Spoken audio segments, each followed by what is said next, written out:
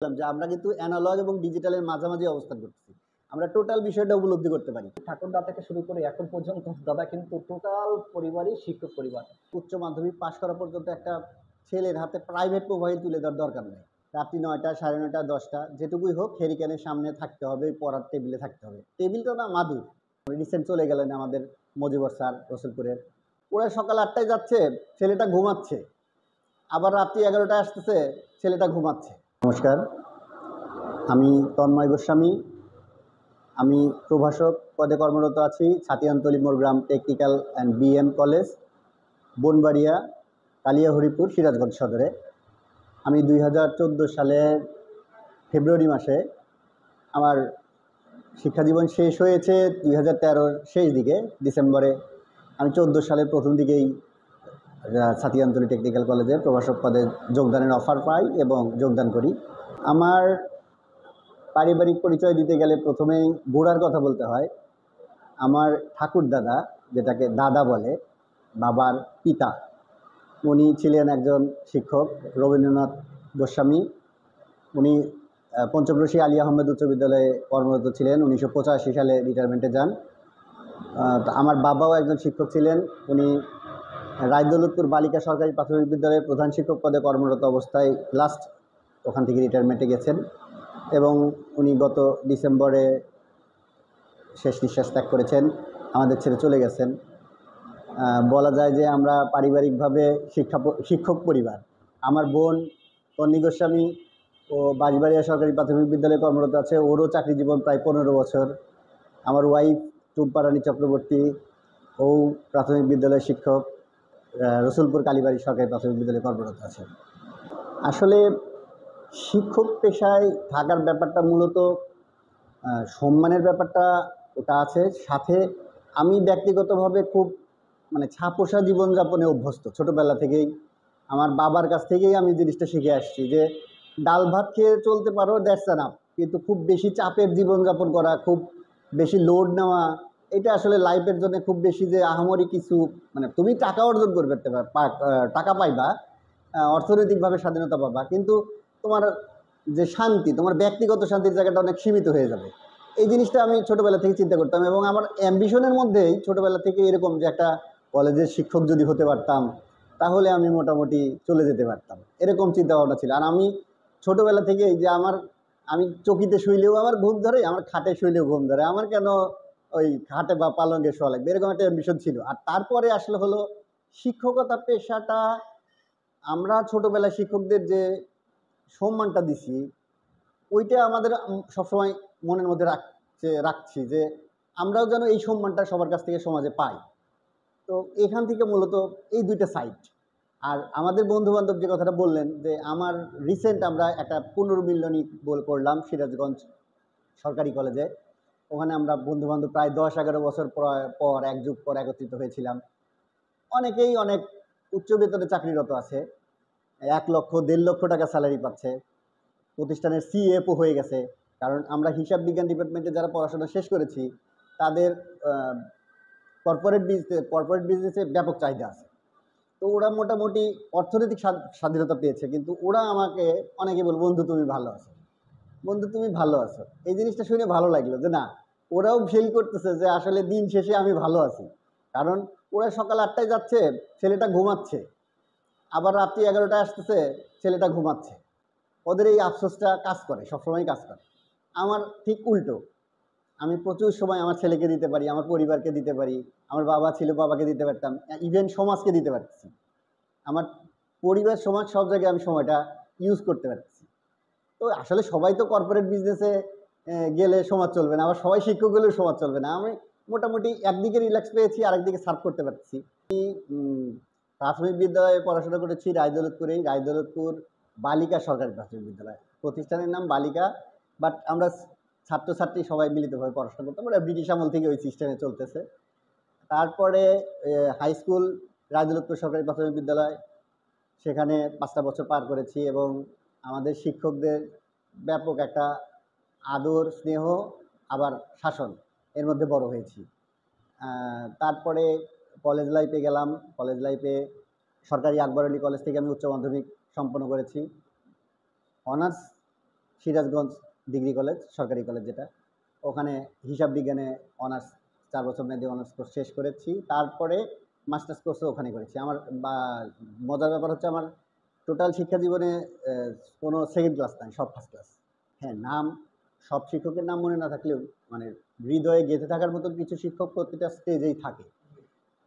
Primary স্টেজে আমার পিতা হরেন্দ্রনাথ গোস্বামী, উনি আমার সরাসরি শিক্ষক ছিলেন ৫টা বছর। উনি খুব স্মার্ট শিক্ষক ছিলেন এবং খুব কঠোর শিক্ষক ছিলেন। ওনার হাতে কত মার খেয়েছি স্কুলে। আমি শুধু না, আমার স্কুলে ক্লাসের সবাই মার খেয়েছি। কিন্তু ওনার কাছ থেকে আমরা ইংরেজি, ম্যাথ এগুলো অনেকটা নিয়েছি। আর প্রাইমারি স্কুলে সোলেমান স্যার নামে আমাদের একজন শিক্ষক, সোলেমান হোসেন। উনি এখনও জীবিত আছেন। আমার খুব প্রিয় একজন শিক্ষক। ওনার কথা আমি সবসময় মনে করি, ওনার সাথে দেখা করি, ওনার সাথে ফোনে কথা বলি।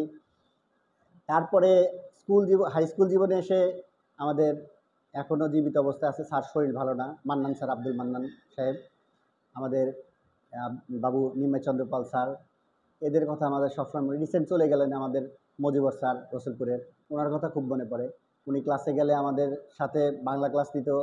হয়তো বইয়ের পড়াটা 2 লাইন পড়ার পরেই ওনার বাস্তব জীবন রিলেটেড অনেক গল্প আমাদের সাথে শেয়ার করতো, যেটা শুনতেই ভালো লাগতো। আর আমাদের হেড স্যার ছিলেন বাবু নারায়ণ চন্দ্র পাল, যে আসলে আমরা সম্মান এবং ভয় দুইটা একসাথে পাইতাম ওনাকে। উনি কোনোদিন কাউকে পিটন দিছে আমরা দেখি নাই। আমাদের লাইফে যখন আমরা শেষের দিকে ওনার একটু প্যারালাইজড ছিল, স্ট্রোক ছিল। তারপরে উনি যখন ওনার রুম থেকে বের হয়ে মাথাটা একটু ঘুরিয়ে যখন ছাত্রছাত্রীর দিক তাকাতো, আমাদের দিক তাকাতো, আমরা হয়তো ক্লাসের মাঝখানে যে ব্রেকটা একটু বাইরে বেরিয়েছি বারান্দায়, স্যারকে দেখার সাথে সাথে সবাই যার যার রুমে ফিরে যেতাম। স্যার যার যার আসন গ্রহণ করতাম, কাম অ্যান্ড কুল। কেউ বুঝতে পারতো না যে এখানে এতগুলো স্টুডেন্ট, কোনো ক্লাসে শিক্ষক নাই, কিন্তু এতগুলো স্টুডেন্ট কীভাবে কাম আছে, কুল আছে। আসলে এগুলো ওই লেভেলের শিক্ষক, ওই লেভেলের সম্মান, ওই লেভেলের আসলে পাওয়ার মতো না। আমরা ওই শিক্ষকতা করতেছি, কিন্তু আমরা হয়তো চিন্তা করতে পারি না যে ওই রকমের সম্মান আমরা পাবো, বা আমরাও ওই লেভেলের অর্জন করতে পারছি বা পারবো কখনো, এটা চিন্তা করা যায় না। ইন্টারমিডিয়েট লাইফে আতিক স্যার ছিল, ময়মনসিংহ বাড়ি, ওনার কথা বেশ মনে পড়ে। কলেজ লাইফে অনার্স লাইফে এসে আমাদের জহুরুল ইসলাম বাবু স্যার, এখন ডিপার্টমেন্ট হেড হয়েছে রিসেন্ট। জহুরুল ইসলাম বাবু স্যারের কথা খুব মনে পড়ে। স্যারের সাথে দেখা হলে খুব ভালো লাগে। লোকমান স্যার আছে, এখন রিসেন্ট আমাদের অধ্যক্ষ হয়েছে সিরাজগঞ্জ সরকারি কলেজের। স্যার খুব খুব আমাদেরকে আলাদা স্নেহ দিত। রিসেন্ট দেখা হয়েছিল পুনর্মিলনী অনুষ্ঠানে। তিনি সকাল থেকে সন্ধ্যা পর্যন্ত অধ্যক্ষ স্যার আমাদের সাথে সময় দিয়েছে। আমাদের অধ্যক্ষ, আমি প্রতিষ্ঠাকালীন অধ্যক্ষ, আমার ভাইবা বোর্ড, আমার নিয়োগ প্রক্রিয়ার সাথে সরাসরি যুক্ত আমাদের অধ্যক্ষ স্যার শরীফুল স্যার, শ্রদ্ধেয় শরীফুল স্যার। উনি আসলে খুব বন্ধুসুলভ।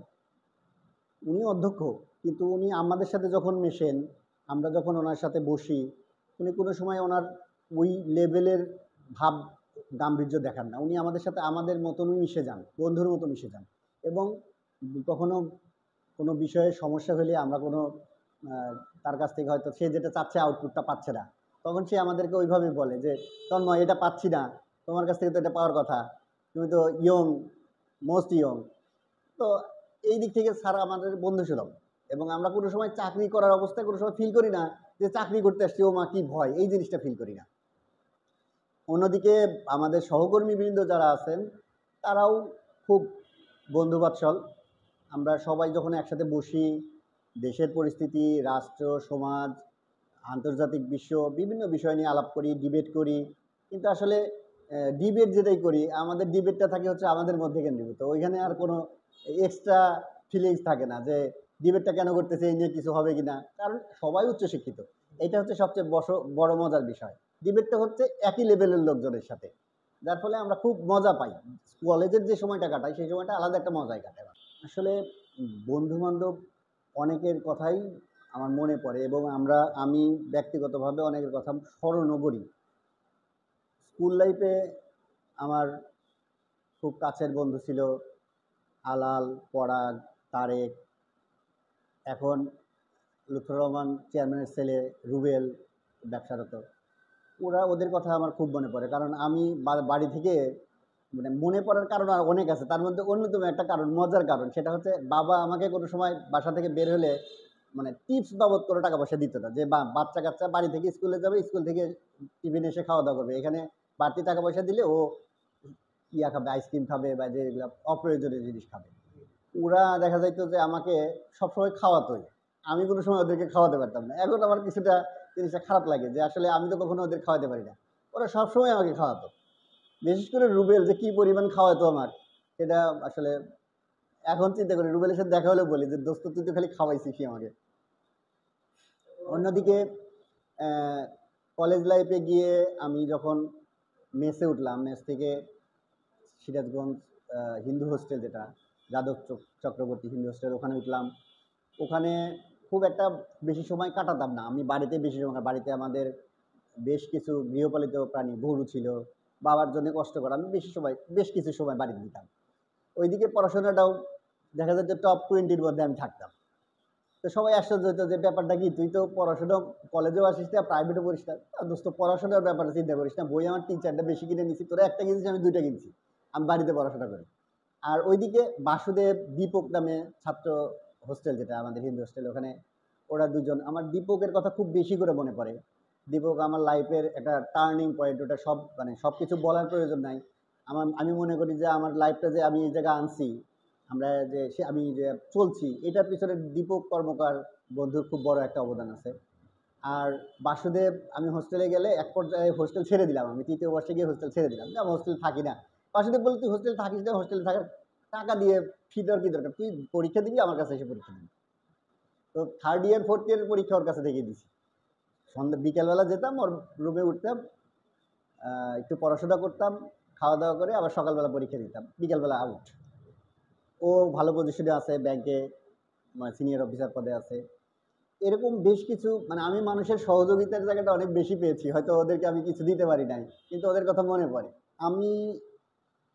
আমরা তো একটা ওল্ড স্টেজে পৌঁছাই নাই, আমরা এমন একটা মাঝে আছি, একটা নতুন ডিজিটাল যুগ, তার আগের ওল্ড স্টেজ, মাঝখানে আমরা ডিজিটালও ছোঁয়া পেয়েছি, বিদ্যুতের ছোঁয়ার আগের অবস্থানও পেয়েছি। আমরা যখন স্কুল লাইফ পার করছি, আমার মনে পড়ে যে সন্ধ্যা লাগার পরে বাইরে থাকা অ্যালাউ নাই, সন্ধ্যা লাগার আগে বাসায় ফিরতে হবে, আজান দিবে, তুমি যত খেলাধুলাই করো, যাই করো, সন্ধ্যায় বাসায় ফিরবা, হাত মুখ ধুবা, হ্যারিকেন জ্বালায় পড়তে বসবা। রাত্রি 9টা, 9:30, 10টা, যেটুকুই হোক হ্যারিকেনের সামনে থাকতে হবে, পড়ার টেবিলে থাকতে হবে। টেবিলটা না মাদুর, ওখানে দাদি বসে থেকে পাখা দিয়ে বাতাস করতো, আমরা পড়তাম, ঘুমাতাম, সকালবেলা উঠে আবার কিছু পড়াশোনা, আবার স্কুল। একটা গদবাঁধা জীবন ছিল, যেখানে কোনো ডিজিটালের ছোঁয়া ছিল না। হয়তো কারো গ্রামে একটা টেলিভিশন ছিল, হয়তো শুক্রবারে একটা ওই ম্যাকগাইভার বা রবিনহুড এইগুলো দেখার জন্য আমরা একটু, আমাদের বাড়িতে টেলিভিশনটা ছিল, ওই ব্যাটারি দিয়ে আধা ঘন্টা 1 ঘন্টা টেলিভিশন চলতো। এখন শিক্ষা সামগ্রীর অপ্রতুলতাও ছিল। আজকের একটা ছেলে যদি টেকনোলজির সঠিক ব্যবহার করে, ইউটিউব চ্যানেল দিয়ে, ইউটিউবের মাধ্যম দিয়ে সে টিউশনির প্রাইভেটের কাছে, শিক্ষকের কাছে যাওয়ার দরকার নেই, ইউটিউব থেকে সে টোটাল পড়াশোনাটা করতে পারছে। কিন্তু সে তার ইউটিউবটা ওই কাজে ব্যবহার করছে না, অর্থাৎ টেকনোলজিটাকে সঠিক কাজে সে ব্যবহার করছে না। টেকনোলজিটা ব্যবহার করছে কি, সে শর্ট দেখতেছে, সে রিল দেখতেছে, ঘন্টার পর ঘন্টা রিল বা শর্ট দেখে সময় পার করতেছে। টেকনোলজি আছে, কিন্তু টেকনোলজির সঠিক ব্যবহার নেই। এইটা আমরা দিতে পারতেছি না বলেই আমরা ছেলে মেয়েদের হাতে মোবাইল তুলে দিচ্ছি, কিন্তু মোবাইলটা কী কাজে লাগাচ্ছে, কী কাজে লাগাবে, সঠিক ইউজটা কী হবে, সেটা আমরা শেখাতে পারছি না। আমাদের মাল্টিমিডিয়া ক্লাসরুম দিয়েছে, মাল্টিমিডিয়া গভর্নমেন্ট থেকে প্রেশার দিয়েছে, মাল্টিমিডিয়া ক্লাস নিতে হবে, কিন্তু মাল্টিমিডিয়া ক্লাস নিলাম, আমরা হয়তো সপ্তাহে 1টা বা 2টা মাল্টিমিডিয়া ক্লাস নিচ্ছি, কিন্তু আমরা দেখতে পাচ্ছি ক্লাসে স্টুডেন্ট নাই। আমি কলেজে যাচ্ছি, কলেজে গিয়ে ক্লাস নিব, কাদের ক্লাস নিব, সেই স্টুডেন্ট থাকতে হবে তো। আমার 150 স্টুডেন্ট একলা ক্লাসে, 200 স্টুডেন্ট, সেখানে স্টুডেন্ট উপস্থিতি 5 জন, 7 জন, 10 জন। কেন? এটার কারণটা হচ্ছে বাবা মা, পরিবার থেকে ওই ছেলে মেয়েকে সঠিক শিক্ষা দেওয়ার জন্য যে ইনফ্লুয়েন্স, সেটা নাই। আমি স্কুলে যাব না কেন, আমি কলেজে যাব না কেন, সেই কারণটা তো পরিবার আমাকে দর্শাবে, যে তোমার স্কুলের স্টুডেন্ট তুমি যদি কোনো কর্ম করে খেতে, তাহলে সেটা আলাদা কথা ছিল, তুমি স্টুডেন্ট, তোমাকে স্কুলে যেতে হবে, কলেজে যেতে হবে, তারপর তুমি বাসায় কেন? আর কলেজ তো কখনো পারে না, কলেজ হ্যাঁ গার্জেনকে হয়তো জানাতে পারে আপনার স্টুডেন্ট কলেজে আসতেছে না, এই পর্যন্ত। কলেজ ওইভাবে পারে না যে জোর করে আপনাকে ধরে নিয়ে আসবে। স্কুলে হয়তো তাও আমাদের সময় একটা বাইন্ডিং ছিল যে দুদিন ক্লাসে না আসলে পরের দিন পিটুনি দিত, কেন আসলে না। এখন পিটুনি দেওয়ার সিস্টেমটা তো অফ। আমার একটা সন্তান স্কুলে যাবে, পিটুনি খাবে, দেখা যাবে যে আমি প্রতিবাদ করতেছি, হ্যাঁ আমার ছেলেকে মারছেন কেন। একজন শিক্ষক যখন গার্জিয়ানের কাছ থেকে অপমানিত হচ্ছে, তখন স্বাভাবিকভাবে সে আর চাইবে না যে আমি ওই কাজ করি। তোমার সন্তান তুমি যদি চাও যে মানুষ করার জন্য যে প্রসেস, সেই প্রসেসে না থাকুক, গভর্নমেন্টও সেইভাবেই তাদেরকে সাপোর্ট দিচ্ছে যে আমার সন্তানকে পিটুনি দেওয়া যাবে না। আমি পিটুনি দেওয়ার পক্ষে না, তবে শাসনের জন্য কিছু বাইন্ডিংয়ের থাকা দরকার, সেই বাইন্ডিংগুলো নাই। শিক্ষার্থীদের মেসেজ আমার কাছে যেটা, সেটা হচ্ছে যে শিক্ষার্থীদের না, শুধু আমি সাথে বাবা মাকেও অ্যাড করব, যে আমার মনে হয় যে ইন্টারমিডিয়েট পাশ করা পর্যন্ত, অর্থাৎ উচ্চ মাধ্যমিক পাশ করা পর্যন্ত একটা ছেলের হাতে প্রাইভেট মোবাইল তুলে দেওয়ার দরকার নেই। আপনার বাড়িতে একটা অ্যান্ড্রয়েড ফোন আছে, পড়াশোনার জন্য বিশেষ প্রয়োজন যে বাবা আমি এই টপিক্সটা জানতে পারতেছি না, আমার একটু ইউটিউবের সহযোগিতা নেওয়া লাগবে, বাবা নাও, 1 ঘন্টার জন্য তুমি নাও, 2 ঘন্টার জন্য তুমি নাও, আমি পাশে বসে থাকতেছি অথবা বসে না থাকতে পারি, তোমার মা দেখতেছে, তারপরে তুমি দিয়ে দাও। রিক্রিয়েশনের জন্য বাবা ফোনটা দরকার, 20 মিনিটের জন্য দেন, রিক্রিয়েশন করুক, ফোনটা নিয়ে নেন। আপনি তার হাতে ফোন তুলে দিচ্ছেন, সে সারাদিন ফোনটা নিয়ে কি করতেছে আপনি দেখুন। ফোনটা এমন একটা জায়গা যেটা আপনাকে ওর মধ্যে চোখটা কেন্দ্রীভূত রাখতে সহযোগিতা করতেছে, ইচ্ছা প্রকাশ ভিতর থেকেই একটা তাড়না প্রকাশ। আমরা বড় হয়েছি, আমরা শিক্ষকতা করি, আমরাও যদি একটা রিলে ডুব দিই, দেখা যাচ্ছে যে ঘন্টা পার হয়ে যাচ্ছে এরকম। কিন্তু আমরা যে কথাটা বললাম যে আমরা কিন্তু অ্যানালগ এবং ডিজিটালের মাঝামাঝি অবস্থান করতেছি, আমরা টোটাল বিষয়টা উপলব্ধি করতে পারি। এইটা বাদ দিতে হবে। ছাত্রছাত্রী তোমরা মোবাইল পরিহার করো, বাবা মা তোমরা মোবাইল দিও না, আপনারা মোবাইল দিবেন না। মোবাইলটা ইন্টারমিডিয়েট পাস করুক, সে একটা ম্যাচুরিটি লেভেলে পৌঁছাক, তারপরে তার হাতে টেকনোলজি তুলে দেন। আর বাচ্চা কাচ্চাকে ভদ্রতার প্র্যাকটিস করতে শেখান। আমার বাচ্চা ডাক্তার হবে, ইঞ্জিনিয়ার হবে, দরকার নাই, কিন্তু সে যেন একজন মানুষ হয়, ভদ্র মানুষ হয়।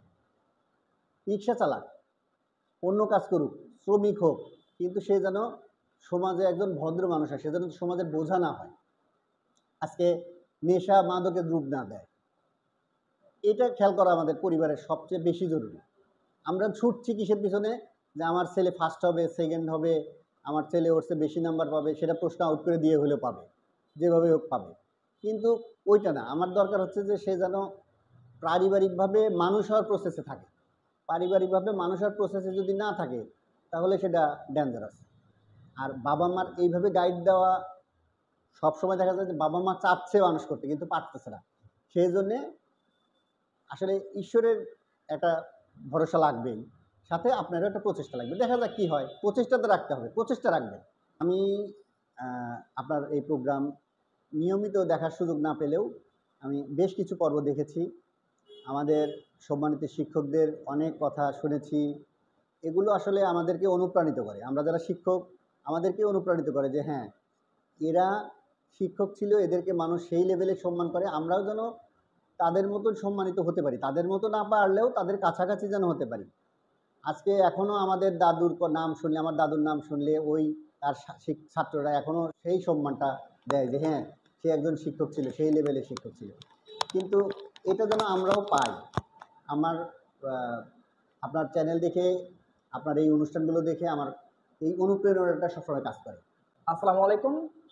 শুনবো মানুষ গড়ার কারিগরদের কথা প্রোগ্রামে আজকে আমাদের মাঝে উপস্থিত আছেন আমাদের তন্ময় গোস্বামী দাদা। তিনি কিন্তু অত্যন্ত মেধাবী একটা পার্সন। তিনি যে কথাগুলো বলেছেন অত্যন্ত মনোযোগী কথা। আর একটা কথা বলে রাখি, ঠাকুরদা থেকে শুরু করে এখন পর্যন্ত দাদা কিন্তু টোটাল পরিবারই শিক্ষক পরিবার। এমন একটা পরিবারের মানুষকে আমি এখানে পেয়ে আমি শুনবো মানুষ গড়ার কারিগরদের কথা প্রোগ্রামের পক্ষ থেকে আন্তরিক ধন্যবাদ জানাচ্ছি। পাশাপাশি গর্বিত আমি যে আমি এমন কিছু পার্সনদের এখানে নিয়ে আসতে পারছি যারা আহ, এই শিক্ষক, মহান শিক্ষক পেশায় যুগ যুগ ধরে বিরাজমান। আপনি কতটা আন্তরিকভাবে দেখবেন জানি না, কিন্তু একটা মেধা সম্পন্ন পরিবার যদি না হয়, সেখান থেকে প্রতিনিয়ত কিন্তু শিক্ষক, এই মহান পেশায় শিক্ষক বের হতে পারে না বলে মনে করি আমি। তো শুনবো মানুষ গড়ার কারিগরদের কথা প্রোগ্রামটি দেখতে ফেসবুকে ডিটি আমিরুল ইসলাম, পাশাপাশি ইউটিউবে টোটাল সেবা ইউটিউব চ্যানেলে আপনারা দেখতে পারবেন। ভালো থাকুন, ততক্ষণ পর্যন্ত বিদায় নিচ্ছি আজকের মতো। দাদা ধন্যবাদ। সবাইকে